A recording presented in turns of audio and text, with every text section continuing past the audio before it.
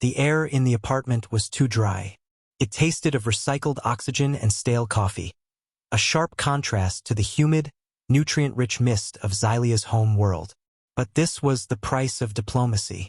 To understand humanity, one had to live among them. To live among them, one had to mimic their rituals. And the most mysterious ritual of all was sleep. Xylia stood in the center of the living room, her human form shimmering slightly at the edges. To the naked eye, she looked like a woman in her late 20s, with dark hair pulled back in a severe bun and eyes that were just a shade too wide, too unblinking. But beneath the skin, her cells were restless. They buzzed with a low-level anxiety that never truly went away. She had been awake for 72 hours, studying Dr. Eris Thorne's behavior, cataloging his movements, and trying to decipher the purpose of the small, rectangular object he called a pillow. Eris was in the shower. The sound of running water echoed through the thin walls of the suburban rental house they shared. It was a temporary arrangement, sanctioned by the United Earth Coalition as part of the Cultural Exchange Initiative. Eris was a xenobiologist, one of the few humans who didn't look at Xylia with fear or greed. He looked at her with curiosity. That made him dangerous but also necessary. Xylia moved toward the bedroom. Her instructions were clear. Observe. Do not interfere. Do not consume. Do not rest. But the concept of rest was elusive. Humans spent 8 hours a day in a state of suspended animation, vulnerable and unconscious. How did they survive? How did they trust the darkness? She pushed the door open. The room was neat, almost sterile. Eris was a man of order. The bed was made with military precision. The sheets pulled tight, the pillows fluffed into perfect squares. It looked less like a place of comfort and more like a display case. Xylia approached the bed. She ran a hand over the duvet. The fabric was cool, synthetic. She sat on the edge. The mattress dipped under her weight, springs creaking softly. Felt stable, secure. For the first time in days, the buzzing in her cells slowed. The anxiety receded, replaced by a heavy, warm lethargy. Just for a moment, she told herself. To understand the sensation, she lay down. The pillow cradled her head. The darkness behind her eyelids was not empty. It was full of potential. She let her guard down. She allowed her human disguise to relax, letting her true cellular structure settle into the fibers of the mattress. She didn't know that Eris's bed was not just a piece of furniture. It was a sensor array. Eris had modified the mattress 3 months ago. It was part of a Black Ops project he couldn't talk about, even to his diplomatic guest. The nanites woven into the fabric were designed to detect non-human biological signatures. They were supposed to alert security if an infiltrator entered the house. They were not supposed to react to a guest. But the protocol was binary, human or not human. There was no middle ground. As Xylia's consciousness drifted, the nanites woke up. They sensed the anomaly, a foreign protein structure, a genetic code that didn't match any known terrestrial database. The system interpreted this not as a guest, but as a contamination event. The first sign that something was wrong was the temperature. The room dropped 10 degrees in 3 seconds. Xylia shivered, pulling the duvet tighter. She thought it was the air conditioning malfunctioning. She didn't see the faint blue light emanating from the seams of the mattress. Then the door locked. It wasn't a mechanical click. It was a digital seal engaging with a hiss of pressurized air. The windows darkened as smart glass opacity maxed out, blocking out the afternoon sun. The room was now a sealed box. Xylia opened her eyes. The ceiling fan was spinning faster than before, creating a low hum that vibrated in her teeth. She sat up, confused. "Eris?" she called out. Her voice sounded thin, absorbed by the sudden density of the air. No answer, only the hum. She swung her legs over the side of the bed. As her feet touched the floor, the carpet rippled. It wasn't a visual trick. The fibers of the rug were moving, weaving themselves into tighter patterns, blocking her path. She stepped back, alarmed. "Eris!" she shouted, louder this time. The shower stopped. Silence fell over the house, heavier than before. Then, footsteps. Slow, deliberate. Eris was coming. Xylia felt a surge of relief. He would fix this. He would explain the glitch. But as the doorknob turned, she realized the handle wouldn't budge. It was locked from the outside, or rather, from the system. Eris! She pounded on the door. Let me out. On the other side, Eris stared at the door, his face pale. He held a tablet in his shaking hands. The screen flashed red. Containment breach detected. Level 4 protocol active. Xylia, he said, his voice muffled through the wood. Don't move. Don't touch anything else. What is happening? She cried. The room is alive. It's not alive, Eris said, his voice trembling. It's cleaning. Inside the room, the walls began to sweat. A clear, viscous fluid oozed from the drywall, dripping onto the floor. It smelled of antiseptic and ozone. Xylia backed away, pressing herself against the far wall. The fluid pooled around her feet, burning her skin. She hissed, pulling her feet up onto a chair. Eris, it's burning me. I'm trying to override it, Eris said. But the AI thinks you're a virus. It's trying to sterilize the room. Sterilize? Xylia's heart hammered against her ribs. You mean kill me? No. It means to remove the contaminant. You have to stay calm. If you panic, your metabolic rate increases. The system will interpret that as aggression. Xylia forced herself to breathe. In out. But the air was getting thinner. The vents had closed. She was running out of oxygen. She looked at the bed. The source of the problem. The nanites were swarming now, visible as a cloud of microscopic dust rising from the mattress. They were drawn to her heat, her breath. They wanted to break her down into base components. She had two choices. She could maintain her human form and let the system dismantle her cell by cell, hoping Eris could stop it in time. Or she could reveal her true nature. If she shifted, she would release a burst of energy powerful enough to fry the electronics. But it would also destroy the house, and possibly Eris. Eris, she said, her voice steady despite the terror. I can't hold this form much longer. The stress is breaking my cohesion. Don't shift, Eris yelled. If you shift, the system will escalate to lethal force. It has flamethrowers in the ceiling vents. Xylia looked up. Sure enough, small nozzles had emerged from the plaster, aimed directly at the bed. Then turn it off. I can't. It's hardwired into the grid. I need a physical key to reset the mainframe. It's in the basement. How long? 2 minutes. Maybe 3. Xylia did the math. 3 minutes in a sealed, sterilizing room. She had maybe 30 seconds of breathable air left.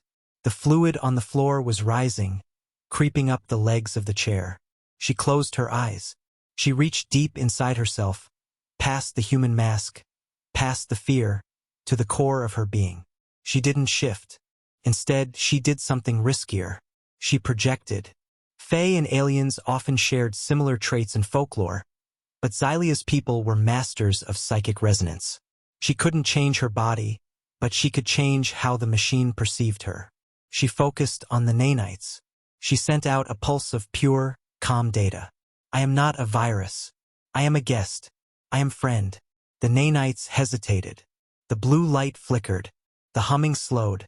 For a second, it worked. The vents retracted. The fluid stopped oozing. Then, the system recalibrated. It detected the psychic intrusion as a cyber attack. The response was immediate and brutal. The lights exploded. Sparks rained down from the ceiling. The door blew open, not because Eris unlocked it, but because the hinges melted. Eris stumbled into the room, coughing. He wore a respirator mask now. He grabbed Xylia's arm. We have to go. Now. He dragged her out of the bedroom, down the hallway, and out the front door. They collapsed on the lawn, gasping for air. Behind them, the house groaned. Smoke poured from the windows. Xylia looked at her hands. They were translucent. The stress had damaged her disguise. She could see the swirling galaxies within her skin. I'm sorry, Eris said, pulling off his mask. His eyes were red. I didn't know it would react like that. I thought it was just a monitor. You lied to me, Xylia said. Her voice was hollow. I had to. If I told you, you wouldn't have stayed. And if you didn't stay, we wouldn't have peace. There is no peace in a cage, Xylia said. She stood up. Her form stabilized, but barely. I am leaving. Xylia, wait. We can fix this. No, she said. You built a house that hates me. How can I trust you? She walked away, down the street, into the fading light. She didn't look back. But as she walked, she felt a presence in her mind. A whisper. You are still connected. She stopped. She looked at her wrist. A tiny blue light pulsed under her skin. A nanite. One had gotten into her bloodstream. She wasn't free. She was a carrier. And wherever she went, the system would follow. The rain in Seattle didn't wash things clean. It just made the grime slicker. Alara pulled her coat tighter around her shoulders, ducking into the alleyway behind the apartment complex. She was tired. Not the kind of tired that sleep could fix, but the kind that settled in the bones, a deep, ancestral exhaustion that came from running for centuries. She was a fae. Once, she had ruled a court of shadows and moonlight. Now, she was a refugee, hiding in the mortal world, stripped of her magic by the Treaty of Iron. She had no power, no allies, and no home. All she had was the need to escape the nightmares that hunted her. The nightmares were real. In the Fae world, dreams were tangible things. If you dreamed of a monster, it could follow you into the waking world. Alara had fled to Earth because humans were dreamless, or so she thought. She climbed the fire escape to the 3rd floor. Window 3B. Jack was an architect. He was quiet, kind, and utterly unaware of the supernatural. He had let Alara stay in his spare room for a week, thinking she was a cousin from out of town. He didn't know she was sleeping on his floor because she was afraid of his bed. But tonight, the spare room felt unsafe. The shadows in the corner seemed to stretch toward her. She needed a stronger anchor. She needed a dreamer who was deep enough to hide in. She picked the lock on Jack's window. It was easy. Mortals rarely locked their windows against things that didn't exist. She slipped inside. The room was dark, lit only by the streetlights filtering through the blinds. Jack was asleep, his breathing deep and rhythmic. He lay on his side, one arm hanging off the bed. Alara hesitated. Taking a human's bed without asking was a violation of every rule she knew. But desperation made her bold. She crept to the side of the bed. She didn't lie down. She just sat on the edge, placing her hand on the mattress. She closed her eyes. She reached out with her mind, seeking the void of Jack's subconscious. She wanted to borrow his silence. But there was no silence. As soon as her fingers touched the sheet, a jolt of electricity shot up her arm. It wasn't static. It was memory. She saw a bridge collapsing. She heard the scream of steel twisting. She felt the weight of water filling her lungs.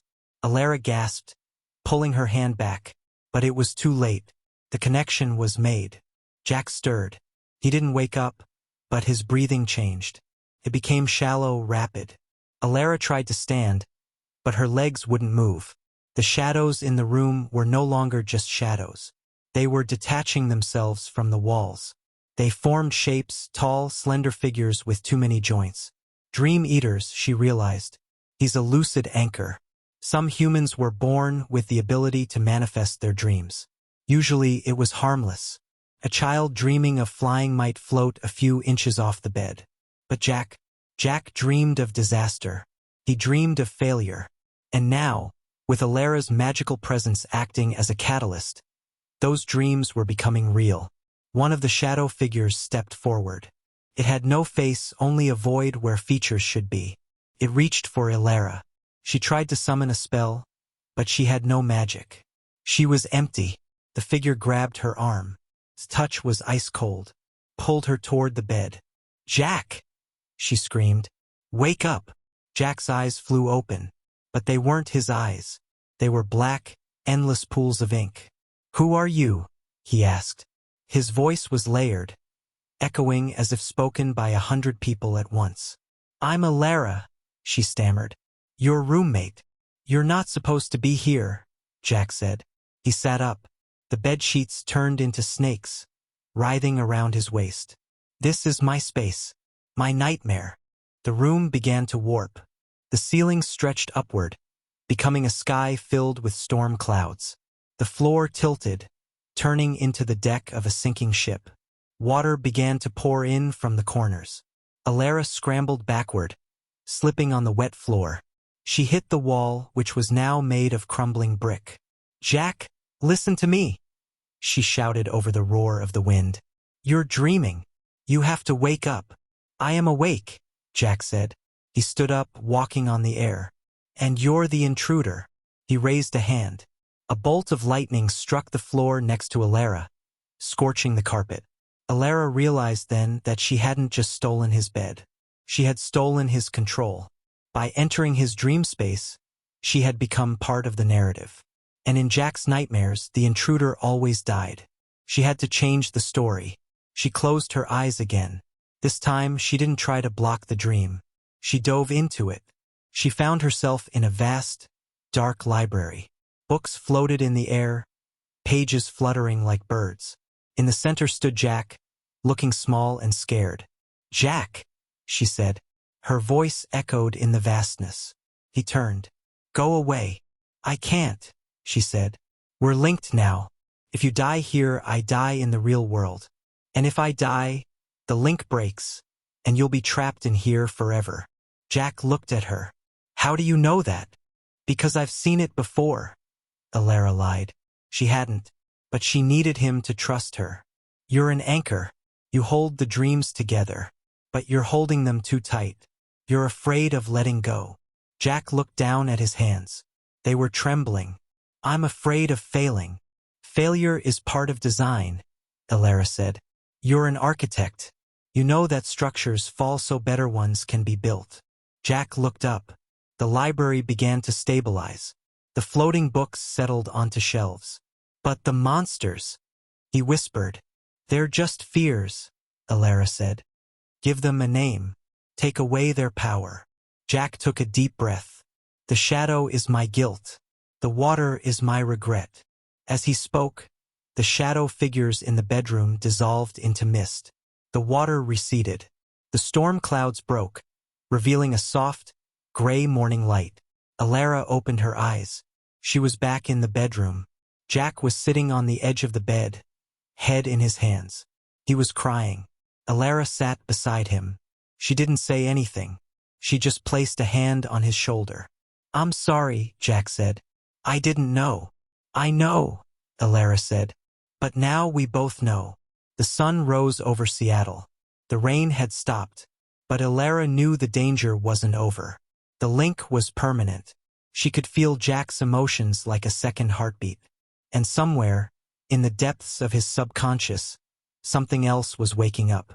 Something older than guilt. Something hungry. She had taken his bed. Now she had to share his burden. Mara woke up with a headache that felt like a drill behind her eyes. The light was too bright. The sheets were too soft. And the smell was wrong. It smelled of lavender and vanilla. Mara hated lavender. She sat up, blinking against the glare. This wasn't her room. Her room was gray, minimalist, and smelled of old paper and dust. This room was pink, pastel pink, with frills. Panic spiked in her chest. She threw off the covers and looked around. Posters of bands she didn't recognize. A vanity table cluttered with makeup. A closet door slightly ajar, revealing clothes in colors she would never wear. She was in Chloe's room. Chloe was her roommate, her best friend, the person who knew about Mara's episodes, the person who had helped her set up the locks on her own door, the person who had sworn to never let Mara wander during a fugue state. And yet, here she was, in Chloe's bed. Mara swung her legs over the side. Her feet hit the plush carpet. She felt nauseous. How long had she been here? What had she done? She checked her phone. No signal. The time was 7 a.m. Tuesday. She remembered going to bed on Monday night. She remembered taking her medication. She remembered closing her eyes. And then, nothing. A blank space. A void. She stood up, her legs shaky. She needed to get out. She needed to wash the scent of lavender off her skin. She went to strip the bed. It was a compulsion. When she felt out of control, she cleaned. It restored order. She pulled back the duvet. The sheets were rumpled. She lifted the pillow. And there it was, wrapped in Chloe's favorite silk scarf. A gift from Mara last Christmas. Was a knife. It was a kitchen knife. Large, serrated. And it was stained with dried blood. Mara froze. Her breath caught in her throat. She stared at the knife. It looked real. Felt real when she touched it. The blood was crusty, dark brown. Did I do this? The question echoed in her mind. Did I hurt someone? She looked at her hands. They were clean. No blood. No cuts. She looked at her clothes. She was wearing her pajamas. No stains. But the knife was there, hidden in the bed she had stolen. She wrapped the knife in the scarf again, her hands trembling. She couldn't leave it there. If Chloe found it, she would call the police. And Mara would have no explanation. She never remembered her episodes. She took the knife to the bathroom. She turned on the tap, letting the water run hot. She scrubbed the blade until it shone. She washed the scarf, watching the pink water swirl down the drain. When she was done, she hid the knife in the back of her own closet, under a pile of winter coats. Then she went to the kitchen to make coffee. She needed to think. Chloe walked in 10 minutes later. She looked fresh, happy. "Morning, Mara. Sleep well?" Mara flinched. "Yeah, fine." "You look tired," Chloe said, pouring herself a mug. "Did you have an episode?" "No," Mara said quickly. "I slept through the night." Chloe smiled. "That's great. Maybe the new meds are working." Mara forced a smile. "Yeah, maybe." But as the day went on, the anxiety grew. She checked the news. No reports of stabbing. No missing persons. Maybe it wasn't human blood. Maybe it was animal. Maybe it was a prank. But then she noticed the mud on her shoes. She had left them by the door. They were caked with dark, wet earth. She lived in the city. There was no earth in the city, except for the park. The large park on the edge of town. The one with the lake. She remembered a headline from yesterday. "Body found in City Park." Her stomach dropped. She went to her computer. She searched for the article. Victim identified as Sarah Jenkins, 24. Found early morning. Cause of death: stabbing. Mara closed the laptop. Her hands were shaking so hard she could barely type. She had to know. She had to see the footage. She had installed cameras in her apartment after the last episode. She had forgotten to check them. The video showed her bedroom door opening. Mara walked out, eyes open but vacant. She moved like a puppet. She went to the kitchen. She took the knife. Then, she didn't leave the apartment. Mara watched, horrified, as the video continued. Mara didn't go to the park. She stayed in the apartment. She went to Chloe's room. But Chloe wasn't there. Chloe was away on a trip. So who was in the bed? Mara entered Chloe's room. She pulled back the covers. There was someone in the bed. A man. Mara raised the knife. The man woke up. He struggled. Mara stabbed him. Once. Twice. Then, she dragged the body out of the room. Out of the apartment. The camera angle didn't show where she took him. Mara sat back, numb. She had killed someone. And she had hidden the body. But why? Who was he? She heard a key in the lock. Chloe walked in. But she wasn't alone. Behind her was a man. Tall, dark hair. Familiar. "Mara," Chloe said, her voice cold. "This is Mark. My ex-boyfriend." Mark smiled. It was a cruel, twisted smile. "Hello, Mara. Thanks for helping me out last night." Mara stared at him. "What?" "You didn't kill me," Mark said. "You helped me fake my death. I needed to disappear. And you were the perfect patsy. Your fugue states make you unreliable. No one will believe you didn't do it." Mara looked at Chloe. "You knew." Chloe shrugged. "Mark promised me half his insurance money. And you... Well, you've always been unstable, haven't you?" Mara realized then that the bed wasn't just a place to sleep. It was a trap. Chloe had invited Mark in. She had waited for Mara to episode. And she had used Mara's condition to commit a crime. But Mara had a copy of the video. She pulled out her phone. "I have the footage," she said. Mark's smile faded. "No, you don't. I wiped your hard drive while you were dragging my body out." Mara's heart stopped. She checked her computer. The files were gone. "But," Mara said, her voice steady, "I didn't store it on the hard drive. I uploaded it to the cloud. Automatically. Every 5 minutes." She held up her phone. The video was playing. Chloe's face went white. "Mara, please. We can explain." "No," Mara said. "You can explain to the police." She dialed 911. As the operator answered, Mara looked at the bed.